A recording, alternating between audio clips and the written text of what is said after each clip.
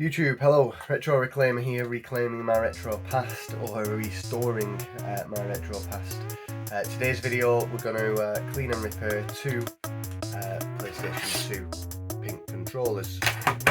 Enjoy.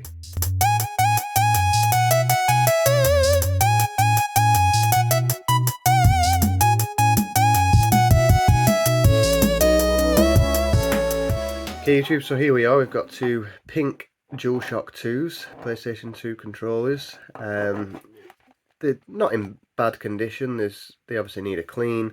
The wire is probably what stands out most in terms of dirt and grime. Not too bad on the pins. This is the other one. So these controllers I found on Facebook Marketplace. They were listed for £3 and just a picture of the two controllers. So I asked the seller if they were £3 each. He said yes, but I'll sell them both for £5. Obviously I jumped on that and I thought, yeah, let's get hold of them for £5. If they don't work, it's not too much of a loss. All the buttons feel intact. There's no cracks. They don't look like they've been used a great deal. Just general wear, dirt and grime, a couple of scuffs, but overall in good condition. I already have a pink PS2 controller. I don't particularly have need for more, so I bought these with intentions of cleaning up and restoring a bit, just showing you how I clean them. Obviously we'll test them first to make sure that they work, and then after that I will trade them into CEX and they'll just help me get another SNES game or another couple of games of some sort. So let's move on to testing them first. Okay, so we've got the first controller plugged in. So far so good. I know the majority of the face buttons are working. We're testing the controller out on WWE SmackDown versus Raw. So if we just go into a quick exhibition, let's go on single. We don't need a manager, one player. There we go. Let's go Eddie Guerrero, and then we'll fight. Let's try and fight John Cena. SmackDown, here we go. Play.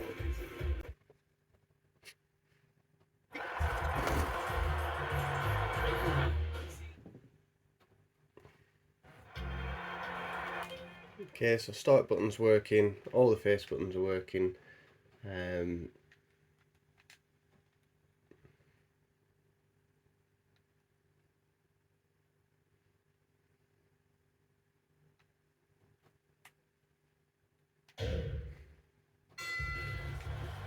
Capacity crowd is ready for the WWE to bring down the house. Michael Cole is down the ringside.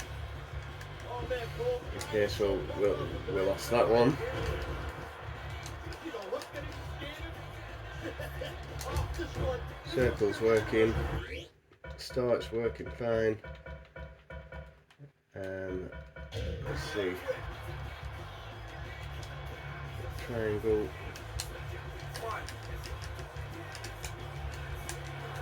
I'm sure it'd help if I knew the buttons for this, but it appears to be working. I think right trigger and stuff for some taunt moves. Okay, so everything seems to be working on this one. Let's unplug it and plug in the next controller. Okay, next controller's plugged in. My face buttons appear to be working.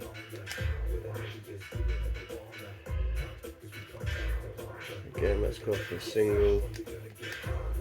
This time, let's pick edge and we'll fight. Let's fight Kurt Angle. And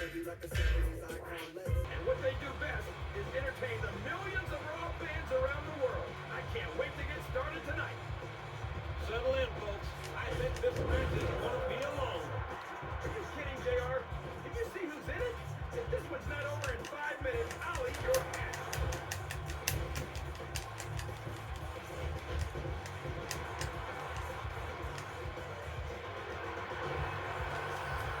Again, I've got vibration, all the buttons seem to be working.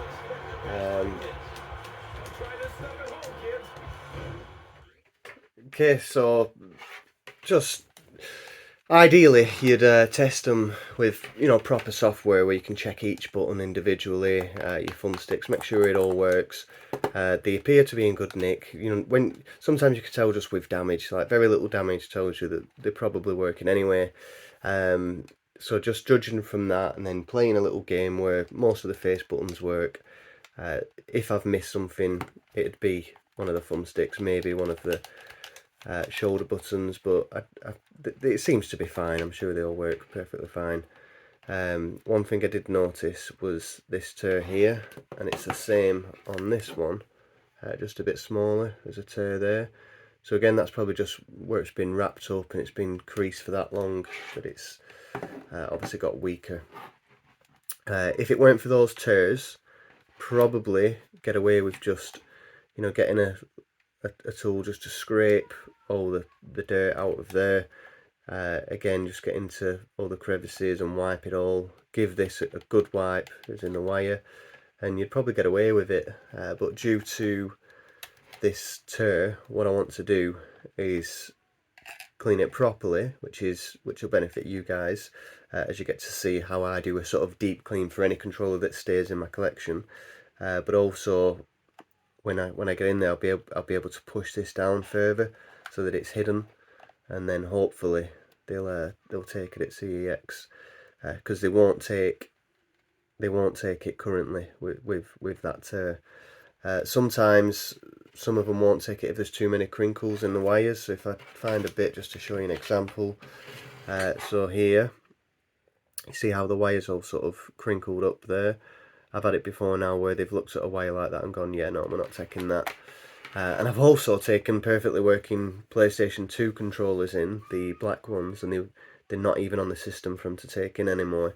They had no problem taking one in with a console and no problem taking in a silver. So I'm hoping it's the same with pink. They've got no problems taking them in, but for some reason they won't take the black ones in. Presumably that's because of how fragile they are.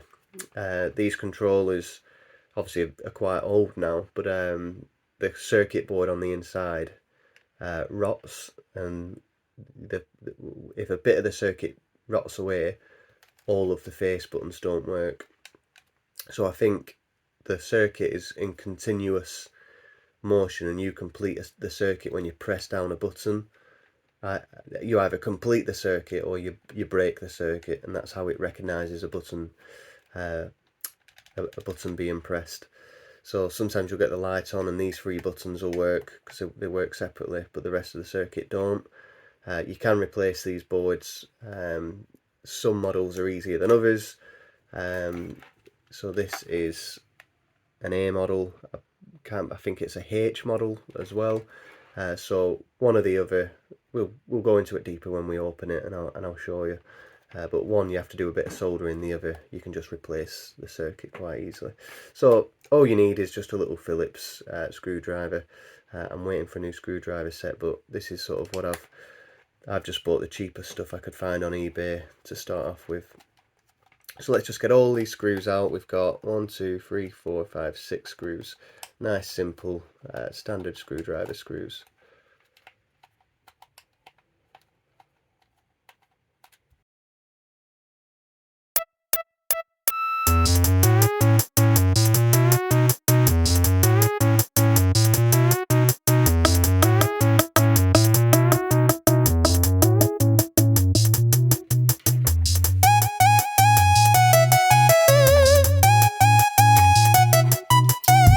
Moved to a flat head here.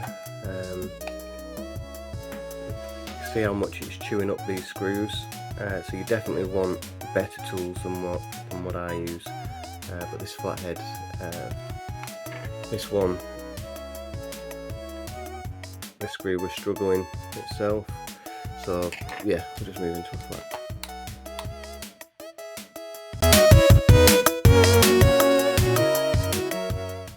All we do then is take the back plate off in here. So straight away I can see that this is one of the good model boards.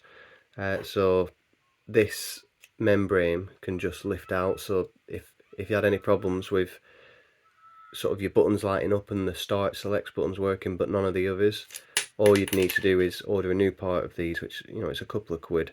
Take that part off, fit the new part, and it works just fine. So yeah, we've got this piece here, and all we're going to do is take out each individual button.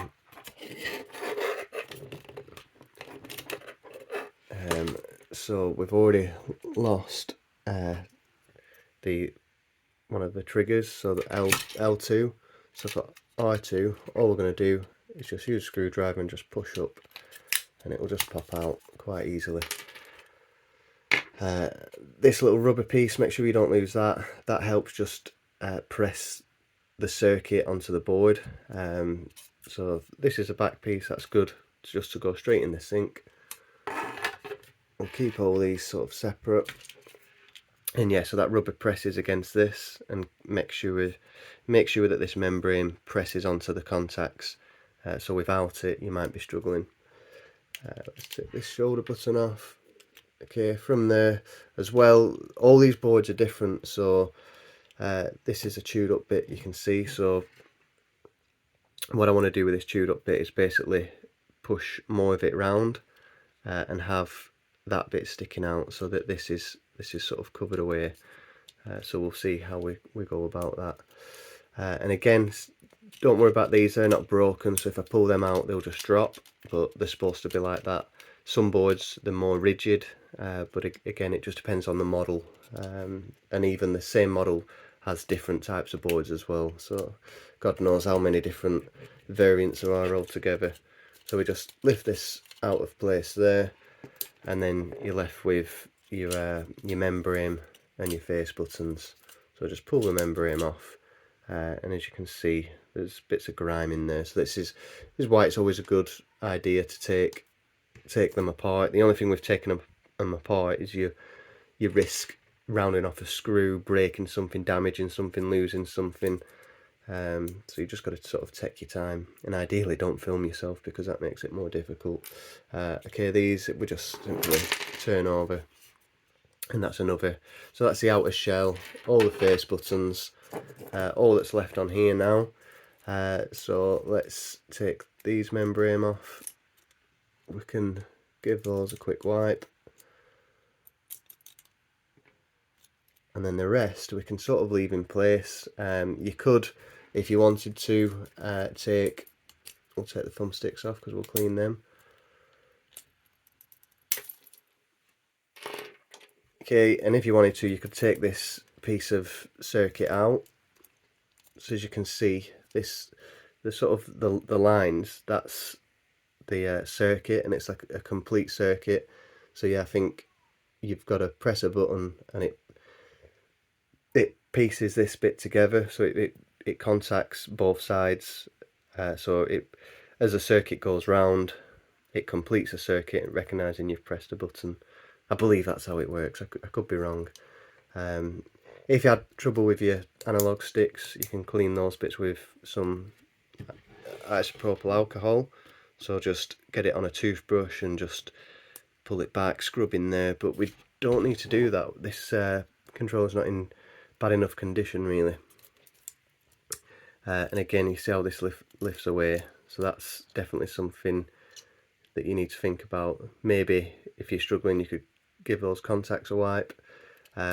The rumble feature, they simply, it's a very easy solder. So if you want to get into soldering, you've got a solder gun. Basically just get rid of the old solder, put a bit of new solder on, and then resolder the wires. That is simple. These controllers aren't like modern electronics that are very, very nifty to deal with.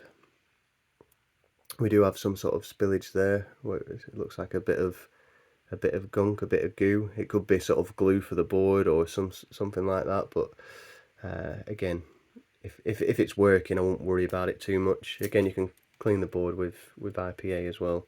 But for now, we're simply just gonna leave this bit in place, and we're gonna look at cleaning this wire. So let's have a look at doing that now. Okay, as you can see, I've left a little bit of I've left it messy. Really, you want a sort of a tray to keep all your screws in, all your bits and pieces here. All we're going to do now is so rather than I used to fill a sink up, but then I always got worried that if I left something and it went down the sink hole like a square button, it's gone sort of forever. So all we're going to do is fill up a tub of soapy water, and then we're going to scrub each piece individually, let it dry out, and then piece it all back together in the board. Then we can clean the wire when it's a bit safer, when it's all connected back up. Okay, so what we've done now is we've put all the plastics just in a tiny little bit of soap, obviously some warm water, chuck them in there, get yourself tea towel just somewhere for them to dry, and then a toothbrush. Got a microfiber here in case we need it, but probably not. A toothbrush is much better for getting in there. Let's see if we can set this angle up so that you can see me actually scrub, and then we'll just play some music whilst we scrub these. So main areas to note on this sort of stuff is here, sort of on the edges where there's a lot of skin, inside there.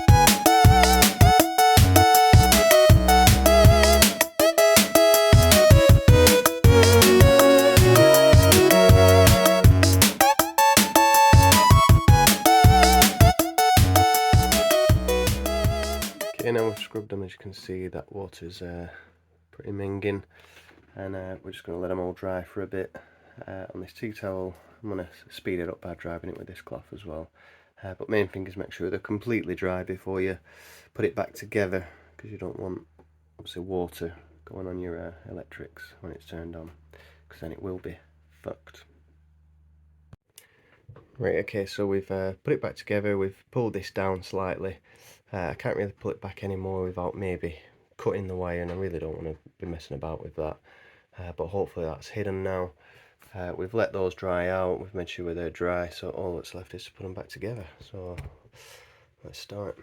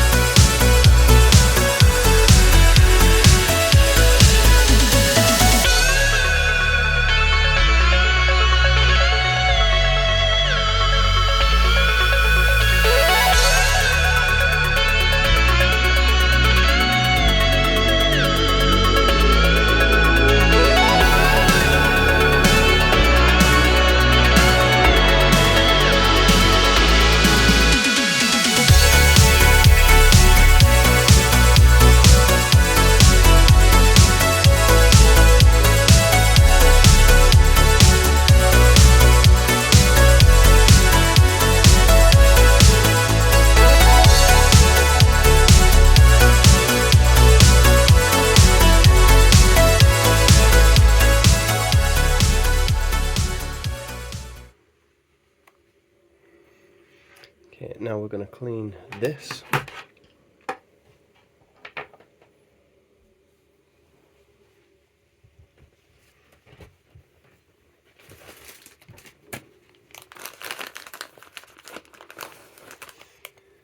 I've always done this before with baby wipes, but these baby wipes have dried up, so I'm just going to put some alcohol.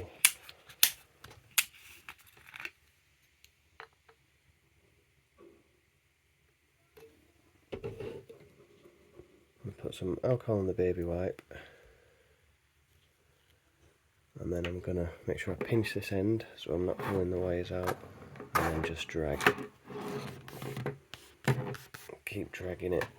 This is hard to do on screen, so I'm going to do this off screen, but I'm going to do this a few times. Right, so baby wipes usually work the best, but what I've done is soak these in alcohol and use those. You can see how dirty they are. I use 2 there. This is a wire now. Again, because it's on camera, you won't be able to see a great difference, but if I get a bunch of it together there, you can see how much cleaner that is than it was previously. So it's a lot better. I did end up going for this, so I put a bit of soap and a bit of hot water, and that seemed to work better than the alcohol. And basically I've just gone back and forth on it about 30 times. This was in really bad nick, but you can see it's sort of much better. Still not perfect, there's still, see maybe here, there's still grime along it. It probably just needed a lot more attention, but I think that'll do considering I'm trading it in. So last thing to clean is this, and again, you know, rather than bother even considering taking this apart, I'll get a fresh baby wipe. Again, baby wipe's all dried up, so I'm just going to get a tiny bit of alcohol in there, and I'm just going to go around the edges.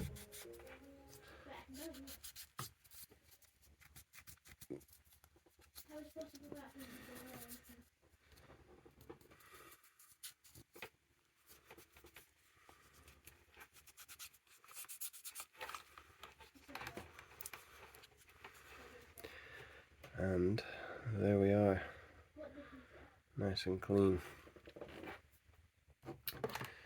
So, no gunk inside, no skin cells and dirt and horribleness. There's a speck there. Overall, really nice condition. The thumbsticks are in great condition. Everything seems to be pressing and feel as normal. Let's test it and see if it works.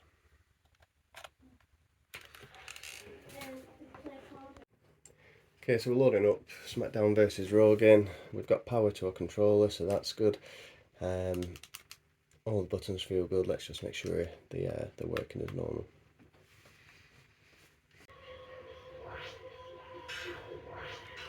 There we go. We can see enough that we're working here. I can go back and go forward. I'm happy with that. Right, okay, so that's it. We've finished the controllers. They've been taken apart, they've been cleaned, and they've been put back together again. They look great. They look in really good condition. Very little wear. It were mainly the wire, the coloration of the wire, but you can mainly tell with the thumbsticks. There's very little wear to the thumbsticks. Just bits of dirt from over the years. I don't know, dead skin cells and dirt from hands that get trapped in all the cracks. So we cleaned all that, put them back together. They work fine. Thankfully, they worked anyway. Sometimes, sometimes if they don't work, trying to repair them can be difficult unless you've got the know-how and, of course, the right tools. Even a simple. Don't know what he's doing. Shut up! Even as simple as unscrewing the backs. So you might have noticed in the video that I had to change the screwdriver. I ended up going for a flathead, and it's whether the screwdriver was right or not, I'm not sure. But really, you want high quality tools. If you're going to get into electronics and cleaning and maintaining your own collection, you want decent tools to do the job. That's probably like the space. You want decent space, decent tools. I think without that, it just makes it a million times more difficult. But yeah, so there's two controllers, nice and good to go. So they're good for collection, good to trade in. I bought them with the intention of trading in. So £5 for two controllers. They trade in at CEX for £18, so that'll give me £36 trade credit with obviously a £31 profit, which is what most of us do these days to be able to fund a hobby which can be quite expensive. So we'll leave you with that, and we'll see you in the next cleaning and restoring video. I better go and chase Luigi because he's just run out with a teddy. Alright, see you in the next one. Bye bye.